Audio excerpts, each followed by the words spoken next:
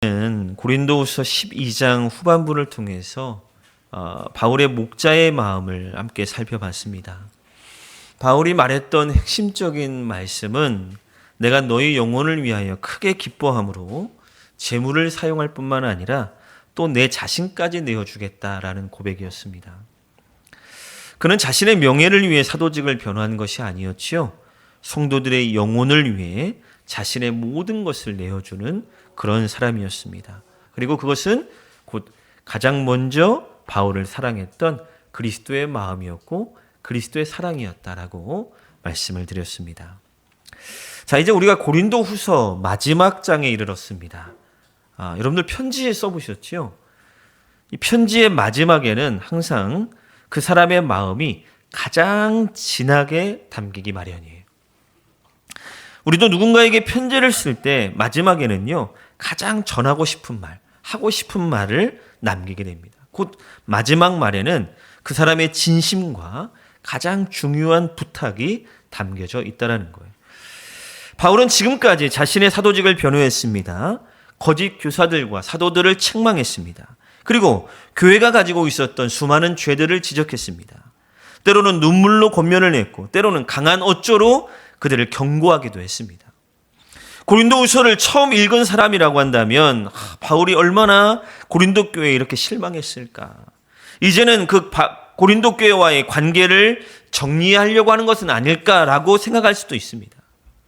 그런데 마지막 장을 펼쳐보면 우리의 상과는 전혀 다르게 바울은 여전히 고린도 교회를 향해서 소망을 가지고 있었고 마지막까지 말씀으로 권면하고 마지막까지 그들을 위하여 기도하고 마지막까지 그들을 위하여 하나님의 복을 선언하고 있다는 거예요. 그럼 어떻게 그럴 수 있을까? 그들을 향해서 사랑했던 그 마음은 때로는 오해로 상처로 미움으로 돌아왔는데 바울은 끝까지 여전히 마지막까지 그들을 향해서 소망을 놓지 않았고 기도하고 하나님의 말씀으로 권면할 수 있었을까? 그것은 그 미래에 대해서 앞으로에 대해서 고린도 성도들이 가지고 있었던 그 가능성을 믿었기 때문이 아니라 그들을 끝까지 붙드셨던 하나님을 믿었기 때문이에요. 사람을 보면 가능성이 없지만 그들을 끝까지 붙드시는 그 하나님에게 소망이 있었기에. 사람은 쉽게 실망하잖아요. 때로는 쉽게 포기하잖아요. 한번 상처를 받으면 관계를 끊어버리잖아요. 그러나 하나님은 그렇지 않잖아요. 하나님은 끝까지 자기 백성을 붙드시고 넘어지면 일으켜 세우시고 부족한 사람을 그리스도의 사람으로 빚어가시는 분이시기에. 바로 그 하나님을 믿었던 바울은 그 교회의 현재의 모습이 아니라 그리스도 안에서 새롭게 회복할 하나님이 이루실 그 미래적인 소망을 바라봤던 거예요. 우리의 모습도 다르지 않습니다. 우리는 예수님을 믿고 나서도요, 때로는 오랜 시간이 지나도록 여전히 우리가 가지고 있었던 인간의 연약함, 또 옛사람의 그 모습들, 그리고 본성, 죄성, 이런 것들을 가지고 살아갑니다. 때로는 같은 죄를 반복하기도 하고요. 또 때로는 같은 문제 앞에 넘어지기도 합니다. 신앙의 성숙이 더딘 나 자신의 모습을 보면서 낙심하기도 하죠. 내가 과연 변할 수 있을까? 과연 하나님께서 나를 포기한 것은 아닐까? 그러나 하나님은요, 결국 자기 백성을 포기하지 않으세요. 한번 구원하기로 작정한 자들은 하나님께서 예수 그리스도의 이 재림을 통하여서 이루실 하나님의 나라가 이 땅에 도래할 때까지 포기하지 않으시고 끝까지 붙드시고 끝까지 빚어가시고 끝까지 온전하게 하시는 분이 바로 하나님이시다라는 거예요. 하나님은 하나님께서 친히 시작하신 구원의 역사를 끝까지 이루어 가십니다. 때로는 말씀과 권면으로 그리고 은혜와 사랑 가운데 우리를 세워 가십니다. 그래서 우리의 신앙의 성숙은 우리의 의지와 결심만으로 이루어지는 것이 아니라 우리를 끝까지 붙드시고 변화시키시는 하나님의 은혜로 이루어지는 것입니다. 그렇다면 하나님께서는 어떤 방법으로 자기 백성들을 끝까지 붙드시고 온전하게 세워가실까요? 오늘 이 고린도후서 마지막 말씀을 통해서 우리를 끝까지 온전케 하시는 그 하나님의 은혜를 함께 살펴보고자 합니다. 자, 첫 번째로 하나님께서는 우리의 믿음을 살피게 하심으로 온전하게 하신다라는 거예요. 우리의 믿음을 살피게 하신다. 자, 대부분의 많은 사람들은요, 우리의 상황이 좀 나아지면, 현재 내가 안고 있는 문제가 좀 해결되면, 혹은 우리의 삶이 조금만 안정되고 편안해지면 나의 신앙도 좀 나아질 거라고 생각해요. 그런데 오늘 바울은요, 전혀 다른 곳에서 우리의 신앙의 성숙을 이야기하고 있어요. 바로 하나님 앞에서 우리 자신을 돌아보는 데에서 시작한다는 거예요.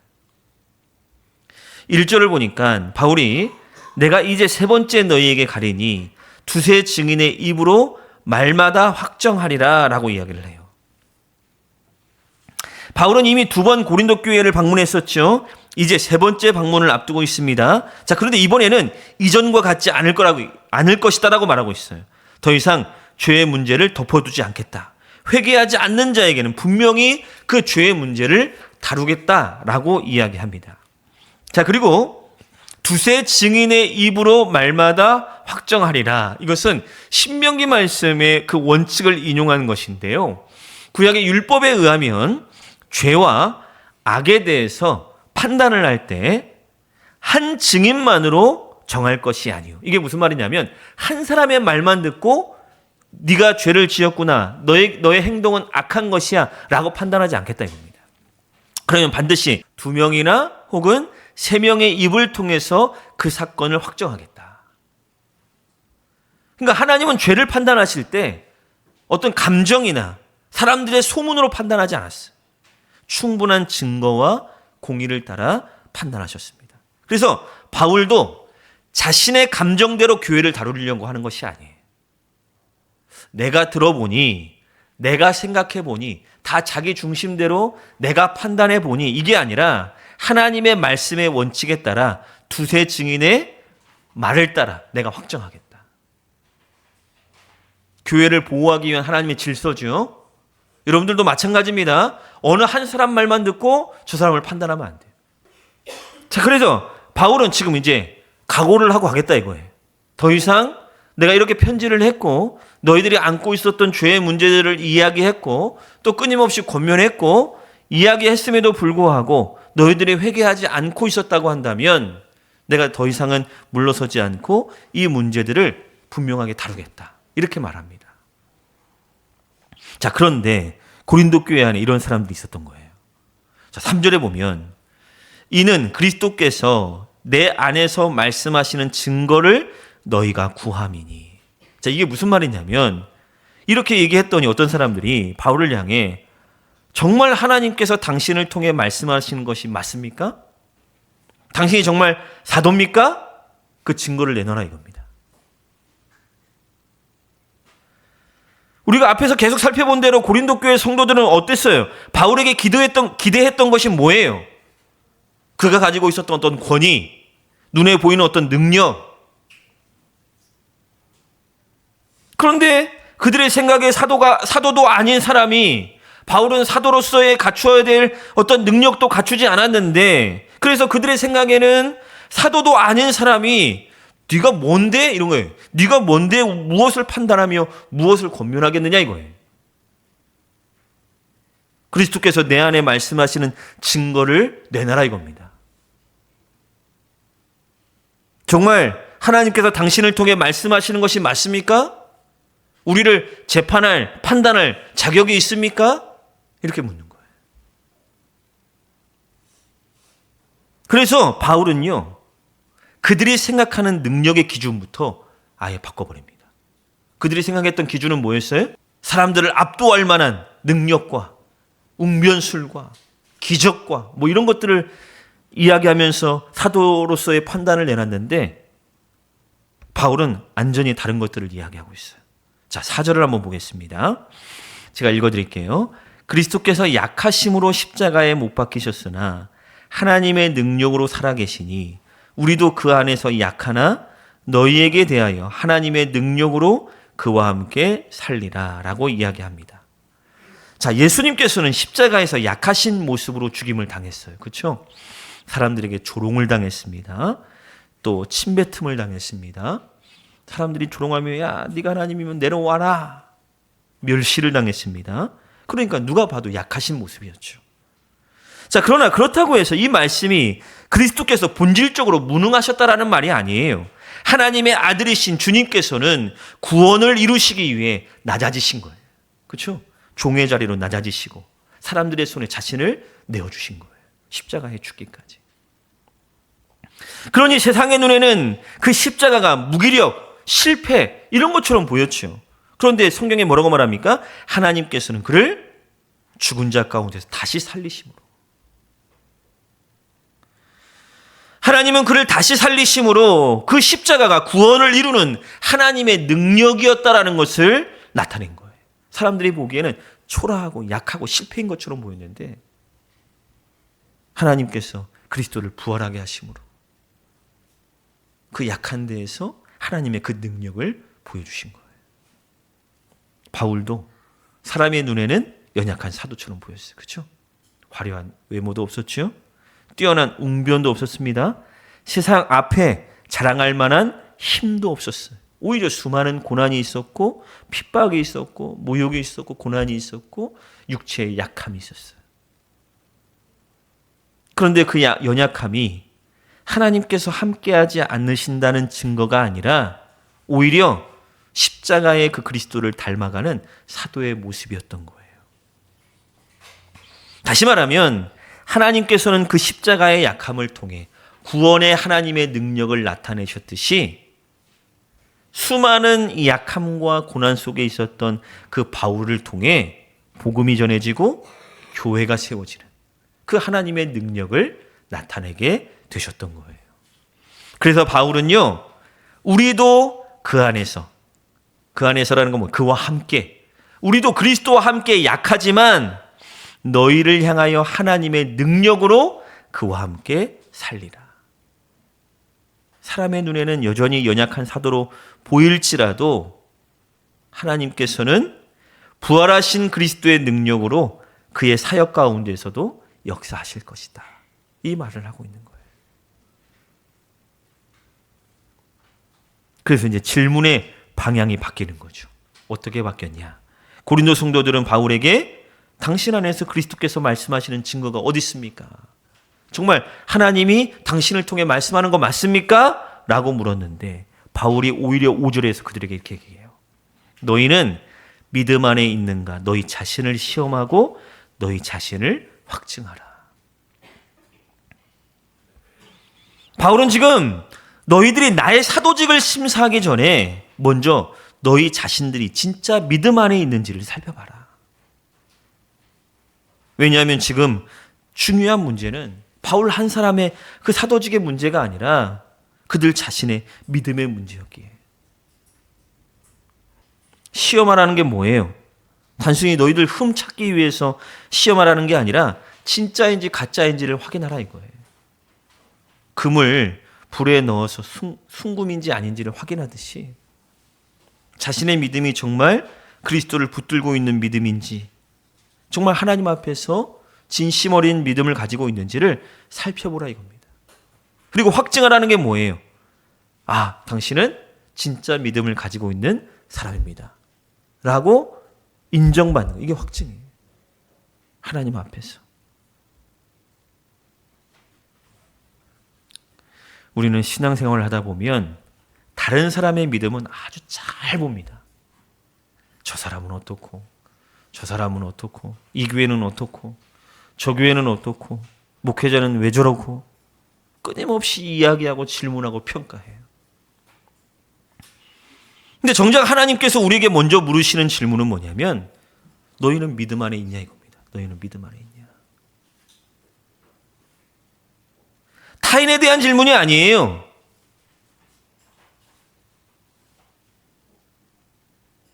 너희는 믿음 안에 있냐. 이 목사에게 야, 김 목사야, 저 집사 어때? 괜찮아? 이렇게 물으시는 게 아니라고요. 김 목사, 너는 믿음 안에 있냐? 라고 물으신 거예요. 우리 자신에 대한 질문. 우리는 너무나도 자신을 돌아보기보다 다른 사람을 평가하는 데 익숙해요. 얼마나 쉽습니까? 평가하는 거. 하나님은요, 우리의 신앙을 온전하게 하실 때 적어도 다른 사람을 평가하는 자리에 서게 하지 않으셔요. 우리의 신앙을 온전하게 하는데 다른 사람을 평가하게 하지 않는다는 거예요. 오히려 하나님 앞에서 우리의 자신을 세우는 거예요. 우리가 하나님 앞에 섰을 때 회개함도 변화도 성숙도 그 자리에서 시작되는 거예요.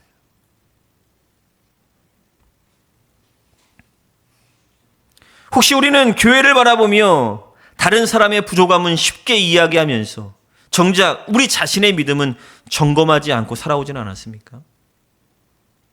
다른 사람의 신앙은 평가하면서도 하나님 앞에서의 나 자신의 마음은 돌아보지 않았던 적은 없습니까? 하나님께서는 우리에게 자신을 시험하라고 하시는 것이 그저 너희들 이렇게 잘못했으니까 내가 너희를 이제 버릴 거야, 이러려고 말씀하시는 것이 아니라 오히려 우리의 연약함을 깨닫게 하시고 우리 안에 계신 그리스도를 더 붙들게 하시기 위함이라는 거예요. 그러므로 이 시간 우리를 온전하게 하시는 하나님 앞에 스스로를 시험하면서 확인하면서 점검하면서 회개할 것은 회개하고, 그렇죠? 그리고 더 굳건히 그리스도를 붙드는 가운데 날마다 믿음 안에서 살아가는 저와 여러분들이 되시기를 주의 이름으로 축원을 드립니다. 자, 두 번째로 하나님께서는 말씀의 권면과 회복을 통해 우리를 온전하게 하신다라는 거예요. 자, 먼저 하나님께서는 우리의 믿음을 살피신다라고 말씀을 드렸습니다. 자, 이것으로 끝나지 않아요.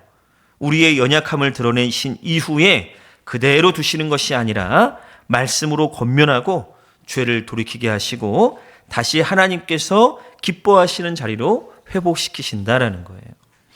7절을 보면 바울은 자신의 마음을 좀 더 분명히 이야기하고 있어요. 제가 읽어드릴게요. 우리가 하나님께서 너희로 악을 조금도 행하지 않게 하시기를 구하노니 이는 우리가 옳은 자임을 나타내고자 함이 아니라 오직 우리는 버림받은 자 같을지라도 너희는 선을 행하게 하고자 함이라 라고 말씀하고 있습니다. 바울은 자신의 권위가 인정받는 것보다 더 중요한 것은 고린도 교회 성도들이 하나님 앞에 선을 행하며 즉 바르게 살아가는 것을 더 중요하게 여겼습니다. 자신은 하나님 앞에서 실패한 사람처럼 보일지라도 성도들이 선을 행하고 믿음 안에 선다고 한다면 그것으로 기뻐하겠다 이겁니다. 목자의 마음이죠.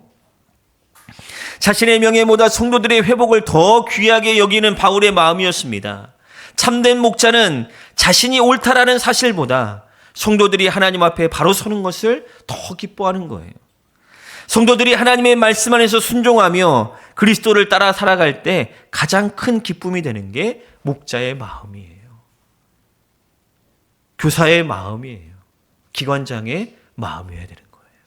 나의 옳음보다 내가 가르치는 나의 이 학생들이, 우리 기관의 이 성도들이 하나님 앞에 바르게 섰을 때 그것을 더 기뻐하고,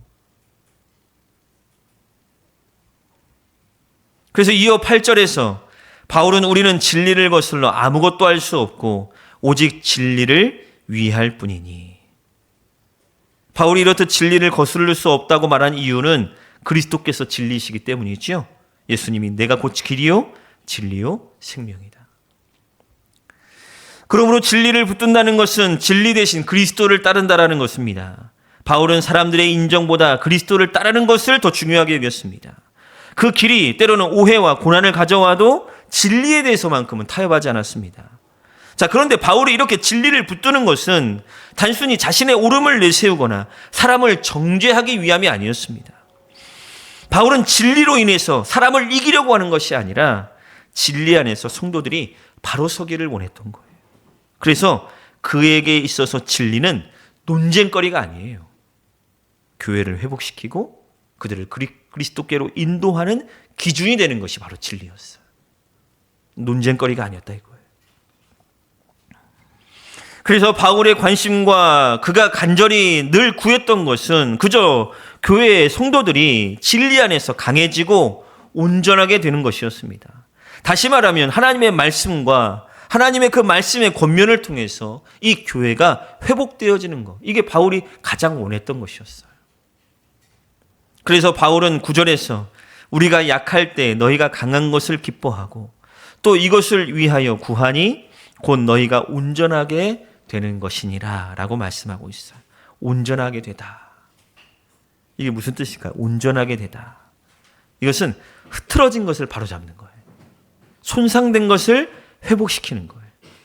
그리고 재기능을 하도록 고친다라는 뜻을 가지고 있는 거예요. 다시 말하면 찢어진 그물을 다시 꿰매어서 재기능을 하게 하는 거예요.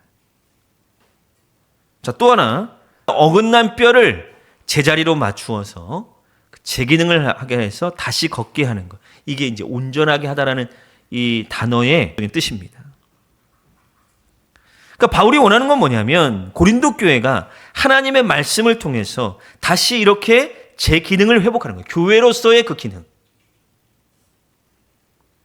하나님은 죄인을 버리시지 않으시잖아요. 다시 회복시키시는 분이시잖아요. 찢어진 그물을 다시 꿰매어 사용하시듯 부러진 뼈를 다시 맞추어 걷게 하시듯이 하나님께서는 상하고 무너진 성도들을 다시 세우는 거예요. 우리의 연약함을 드러내시는 이유도 우리를 부끄럽게 하려고 하는 게 아니라 잘못된 것을 고치고 온전한 믿음으로 회복시키기 위해서. 그래서 고린도전서에 그 수많은 권면의 말씀들을 던지고 있는 거예요. 그냥 그들을 부끄럽게만 하려고 하는 게 아니라 회복하라 이겁니다. 회복하라.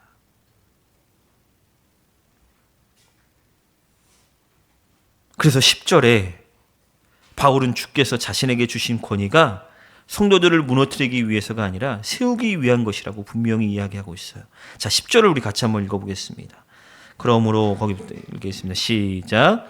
그러므로 내가 떠나 있을 때에 이렇게 쓰는 것은 대면할 때에 주께서 너희를 넘어뜨리려 하지 않고 세우려 하여 내게 주신 그 고난을 따라 엄하지 않게 하려 함이라. 아멘.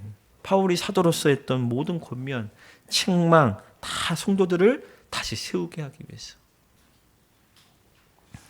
거짓 사도들은 권위를 이용해 사람들을 지배하고 자신을 높였지만 바울은 자신이 받은 권위를 통해서 사람을 살리고 세우는 도구로 사용했던 것입니다. 혹 여러분들 하나님의 말씀을 들으면서 마음이 찔리는 부분이 있으십니까? 때로는 하나님의 말씀을 듣다가 회개해야 될 죄를 보여주시고 돌이켜야 될 삶의 모습을 깨닫게 하신 그런 경험이 있으십니까? 그렇다면 그 사실을 두려워하지 마세요.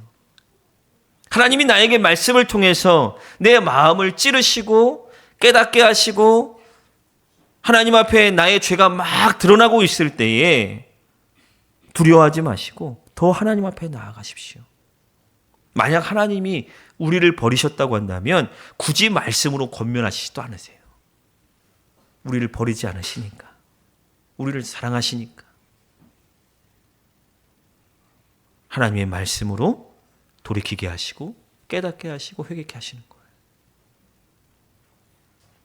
그러므로 하나님의 말씀의 권면 앞에 외면하지 마시고 겸손하게 자신을 낮추어 하나님께서 고치시는 그 손길에 우리를 맡기십시오. 우리를 포기하지 않으시는 그 하나님이 그 하나님의 은혜로 우리를 온전케 하실 것입니다. 그런 은혜가 있기를 간절히 축원을 드립니다. 마지막으로 하나님은 은혜와 사랑과 교제 가운데 우리를 온전하게 하십니다.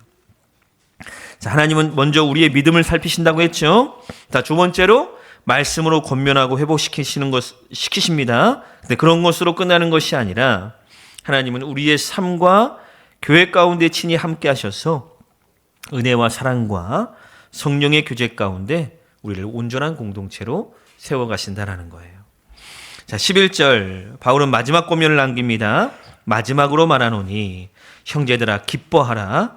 온전하게 되며 위로를 받으며 마음을 같이하며 평안할지어다 라고 말하고 있어요. 이 짧은 권면 속에는 바울이 고린도 교회를 향해 품었던 마지막 소원이 모두가 다 담겨져 있습니다. 분열했던 교회가 하나 되기를 원했던 그 마음, 서로 다투었던 교회가 평안을 되찾기를 원했던 마음, 성숙하지 못했던 교회가 성숙함을 이루기를 원했던 그 마음, 낙심했던 성도들이 하나님의 은혜로 위로를 받기 원했던 그 마음, 이 모든 것은 사실 하나님이 진정으로 교회 안에서 이루어 가기를 원하시는 모습이기도 합니다. 하나님께서 이루어 가시는 회복의 역사에 자신을 맡기며 그 은혜 안에서 살아가라고 하는 권면이에요. 앞에서 바울이 하나님께서 성도들을 회복시킨다라고 말씀했던 것처럼 이제는 하나님의 회복의 역사에 우리를 맡기는 거예요. 고린도 교회는 오랫동안 분열과 갈등을 겪었잖아요. 그 교회 성도들은 수많은 문제들로 흔들렸잖아요. 바울도 역시 그런 것들 때문에 때로는 심하게 낙심을 경험하기도 했잖아요. 그런데 하나님은 바울도 포기하지 않으셨고 그 고린도 교회도 포기하지 않으셨어요. 사람은 포기할지 모르지만 하나님은 자기 교회를 끝까지 붙드시고 세워가신 거예요. 그리고 이어 바울은 사랑과 평강의 하나님이 너희와 함께 계시리라 라고 약속합니다.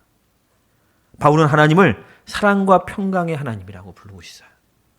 고린도 교회에 가장 필요했던 것이 바로 사랑과 평강이었어요. 하나님께서 함께 하실 때 교회 안에 참된 사랑과 평강이 회복되는 것입니다. 이것이 성도의 가장 큰 소망이기도 합니다. 우리의 노력만으로 온전해질 수 없습니다. 교회 역시 사람의 지혜와 능력만으로는 하나가 될 수 없습니다.